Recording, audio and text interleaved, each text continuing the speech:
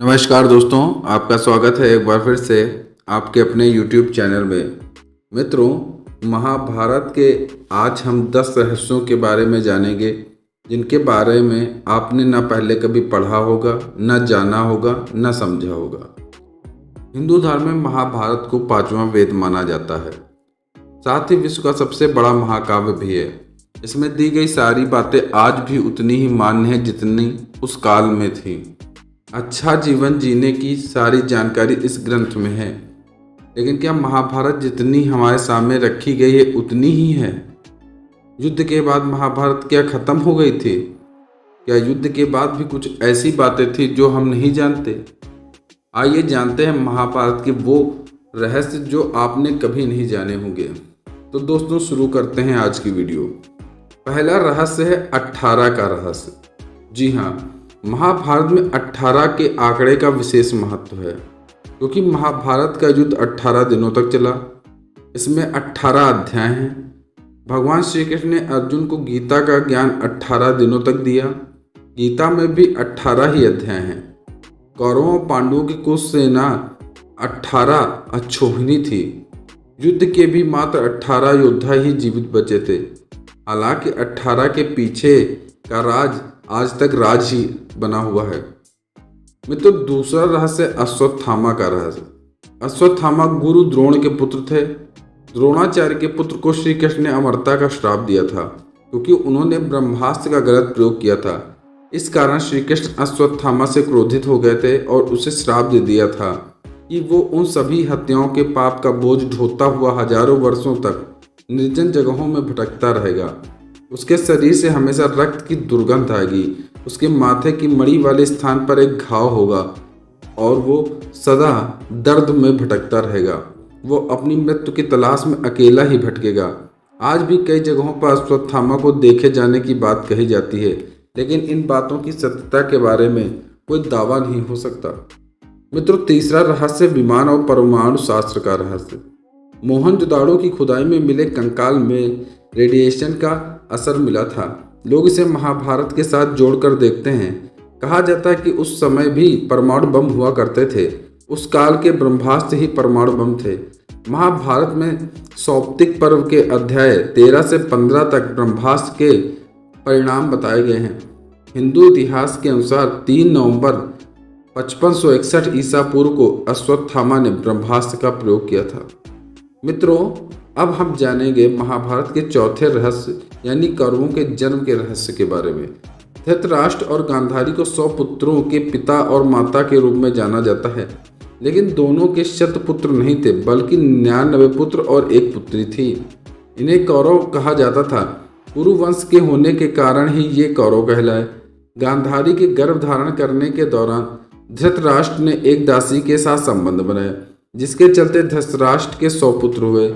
वेद व्यास से गांधारी को पुत्री प्राप्ति के लिए वरदान मिला। हालांकि गांधारी को कोई भी संतान नहीं हुई। क्रोध में गांधारी ने अपने पेट पर जोर से मुक्का मार लिया, जिससे उसका गर्भ गिर गया था।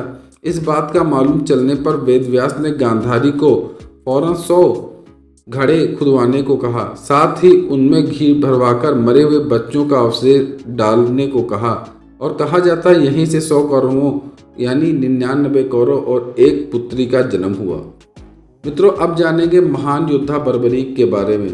बर्बरीक भीम का पौत्र था। उसने प्रण लिया था कि वह हारे हुए पक्ष से लड़ेगा। कौरव और पांडवों की पूरी सेना को समाप्त करने के लिए बर्बरीक के मात्र 3 बाण ही पर्याप्त थे। यह जानकर भगवान कृष्ण ने ब्राह्मण का भेष बनाकर उससे दान में उसका शीश मांग लिया। शीश दान करने के बाद बर्बरीक ने कृष्ण से प्रार्थना की। वो अंत तक इस युद्ध को देखना चाहता है। श्री कृष्ण ने उसकी यह प्रार्थना स्वीकार कर ली। श्री कृष्ण ने उनके शीश को अमृत से नहलाकर सबसे ऊंची जगह पर रख दिया, जिससे वो महाभारत का युद्ध देख सके। मित्रों, अब जानेंगे अगले रहस्य के बारे में। अगला रहस्य है राशियां नहीं थी ज्योतिष का आधार उस समय। दोस्तों, महाभारत काल में ज्योतिष राशियों के आधार पर नहीं थी, बल्कि वह उस समय ज्योतिष के आधार पर थी। ग्रह और नक्षत्रों द्वारा इस काम को किया जाता था। ज्योतिष विज्ञान का विस्तार इसके बाद ही हुआ, यानी महाभारत के काल में ज्योतिष का विस्तार नहीं हुआ था और महाभारत कि युद्ध के बाद ज्योतिष का विस्तार हुआ। अगला रहस्य है महाभारत के युद्ध में विदेशों से भी लड़ाके यानी योद्धा शामिल हुए थे। महाभारत के युद्ध में सिर्फ भारत के ही योद्धा नहीं बल्कि विदेशों से भी योद्धा शामिल हुए थे। यवन देश से सेना ने युद्ध में भाग लिया था। साथ ही ग्रीक, रोमन, अमेरिका जैसे देशों से भी योद्धाओं के इस संग्राम में शामिल होने का प्रसंग सामने आता है। इसी आधार पर माना जाता है कि महाभारत विश्व का प्रथम विश्व युद्ध था। अब मित्रों जानेंगे कि आखिर महाभारत के असली रचयिता कौन है। जी हाँ, हमारा 8वां रहस्य है कि महाभारत को किसने लिखा। अधिकतर लोगों का जानना है और मानना है कि महाभारत वेदव्यास ने लिखा है। हालांकि यह अधूरा सच है। असल में वेदव्यास कोई नाम नहीं है बल्कि एक उपाधि थी जो वेदों का ज्ञान रखने वाले को दी जाती थी।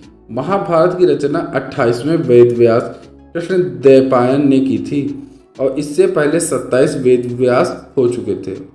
मित्रों अब जानते हैं 9वें रहस्य के बारे में, जो है अभिमन्यु की मृत्यु से जुड़ा हुआ। हम जानेंगे कि आखिर अभिमन्यु की मृत्यु कैसे हुई और किसने उसे मौत के घाट उतारा। दोस्तों लोग जानते हैं कि अभिमन्यु की हत्या चक्रव्यूह में 7 महारथियों द्वारा की गई थी, लेकिन यह भी पूरा सच नहीं है।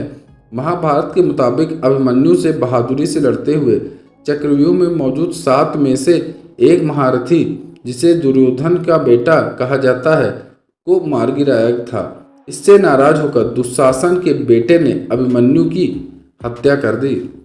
मित्रों अब जानते हैं आखिरी रहस्य यानी 10वें रहस्य के बारे में, जो है 3 चरणों में महाभारत के लिखने की जानकारी। जी हाँ, महाभारत एक महाकाव्य है और कहा जाता है कि इसे 3 चरणों में लिखा गया है।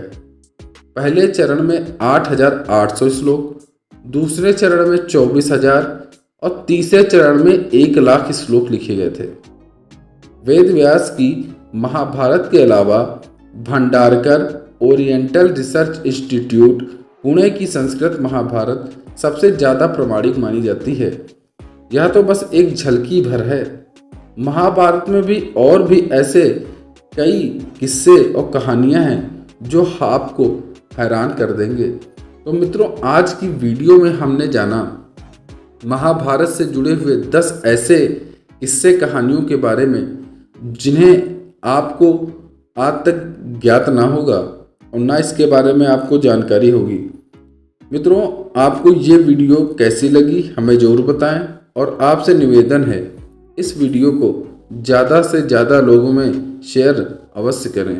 धन्यवाद।